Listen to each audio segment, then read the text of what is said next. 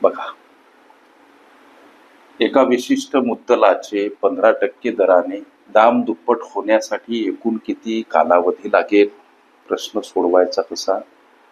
अशा पद्धतीचे प्रश्न आले असता हे एक सूत्र, जसं की 100 कंसामध्ये पट वजा 1 छदस्थानी प्रश्नामध्ये दर्शवलेला दर जर का मुदत काढायची असेल,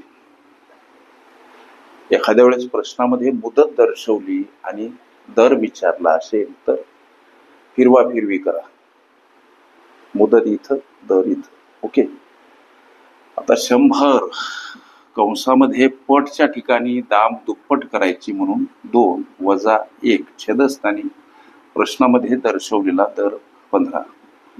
100 कंसातील ही वजाबाकी 1 छेदस्थानी 15. आता 100 एक 100 कंसातील 1 100ला गुणिला छेदस्थानी 15 हा भाग जातो 6.66 न.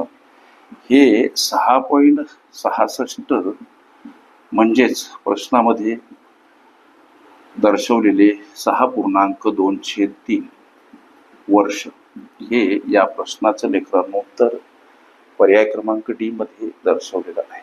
ओके. दाम दुप्पट तिप्पट चौपट ही माझी प्लेलिस्ट अवश्य बघा. त्यामध्ये विविध स्पर्धकांनी विविध अंगांनी विचारल्या संभाव्य अशा असंख्य प्रश्नांचा सराव तुम्हाला करता येईल.